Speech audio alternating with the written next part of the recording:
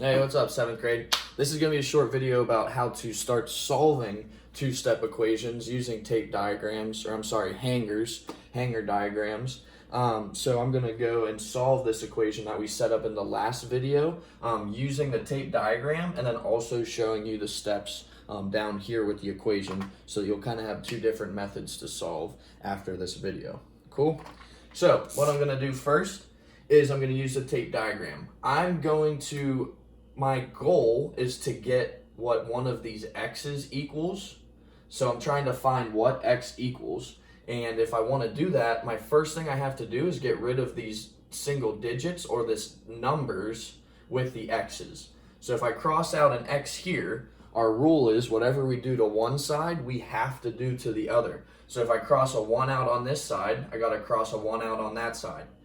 So now I only have 7 on this side and 2x plus 1 now, okay? But I'm going to cross out another 1. What I do to one side, I have to do to the other. So I cross out that side. Great. What that looks like in my equation is I really just got rid of this 2. So if I subtract 2 from this side, okay, what I do to one side, I have to do to the other. Positive 2 minus 2 are just going to cancel out. I like to draw a line down the middle here to keep myself organized, okay? My equal sign just goes down the line. And I'm left with, since this canceled out, I'm left with 2x on this side. And then 8 minus 2, this is not properly shown, my fault. 8 minus 2 is going to give us 6. So my new equation is 6 equals 2x, all right?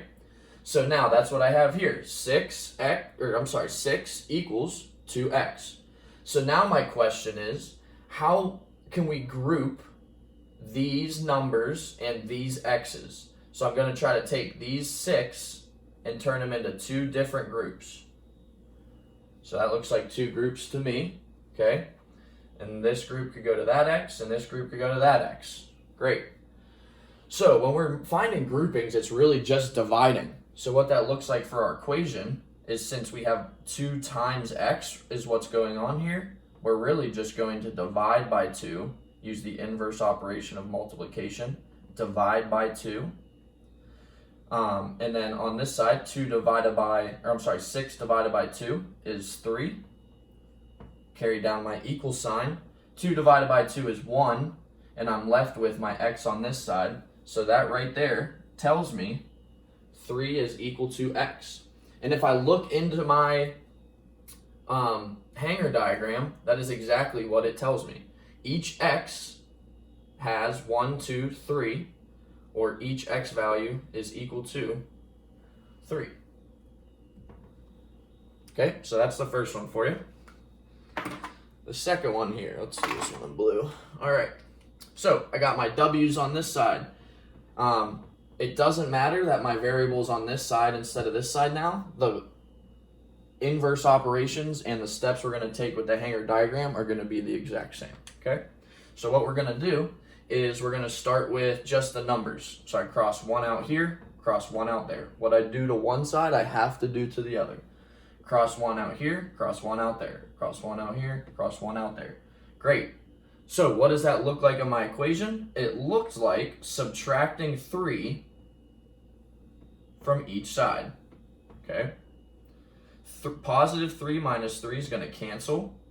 And 11 minus 3, carry down my equal sign. 11 minus 3 is 7. Nope, 8. Great. And I'm going to make mistakes too. We're all still learning here. Great. 8. And then what I'm left with on this side, since these canceled out, is 4w. Okay? And that's exactly what I have here. 4w and 8. Okay? So now what I'm going to do is try to break these 8 singles into 4 different groups. 1, 2, 3, 4. That looks pretty good. What that looks like in my equation is really dividing each side by 4. Because this is really 4 times w. The opposite of multiplication is division. So 4 divided by 4 is going to cancel out and leave me with W on this side. And 8 divided by 4 is going to be 2. So W is equal to 2. And if I look up into my hanger diagram, it tells me that exact thing. 2 for each W. Oh, I'm gonna... This should go up there because this one matches here, this one matches here, and this one matches here. So each triangle of W has 2 single digits, or 2 total equal to it, right? So 2. Each triangle equals 2. All right, so that's how we could solve that second one. This third one is probably the most complicated, just because instead of having it nice and broken up like it is back here with the single digits, it has everything clumped up. So what I would like to do to start, since we're just getting used to this, is break it down so that you can just cross out and match things up. But if you choose to keep this all big in one rectangle, that is also fine. But then again, we're going to start by simply trying to get rid of this 2 and trying to get rid of this 2 from this side here. But we have to keep things balanced. So what we do to one side, we have to do to the other. Okay, so if I remove 1 from this side, I have to remove 1 from this side. Turns it into 5. Okay, if I remove 1 from this side, I got to remove another 1 from this side, which turns out to be 4. Okay, so now this box represents 4. What that looked like in my equation is I subtracted 2. We're adding 2, so the opposite of adding 2 is subtracting 2. And what I do to one side, I have to do to the other.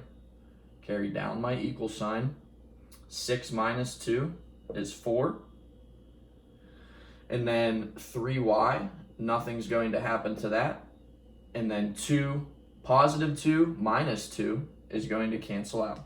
So I'm left with 4 equals 3y. Okay. Now, this is a little bit more complicated because if we look up here, we don't have an even match, right? It's not going to be easy to make nice even groups up there. Okay, so this is where our steps are going to start to matter more, and our hanger diagram might not be as helpful in problems like this. All right. But what operation is going on in between the 3 and the y? It is multiplication. So the opposite of multiplying 3 times y is dividing by 3. And what we do to one side, we have to do to the other. Okay? And we're dividing by 3 because it's the opposite of multiplication. Okay? So then 3 divided by 3 is going to reduce.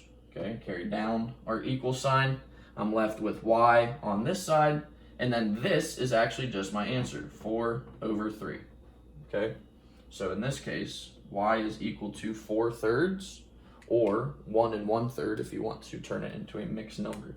But these are 3 different examples. You can see how it can be really beneficial to match sides up, but how you could potentially run into a more complicated problem, which we're going to have to start understanding the steps and inverse operations. This is the hardest problem you're going to see this week, and also is like the challenge of this week. The focus was just being able to write these equations, and if you're at this point in solving these equations, you're already, have a good start for next week, and you should be super proud of yourself. Try to solve some of these equations. Go check out the function builder. I think it was a cool activity for you guys to do and make your own equations, kind of like I did here for these examples. Ask me questions. I would love to help you guys solve and make more videos for you this week. Let me know. Have a good one.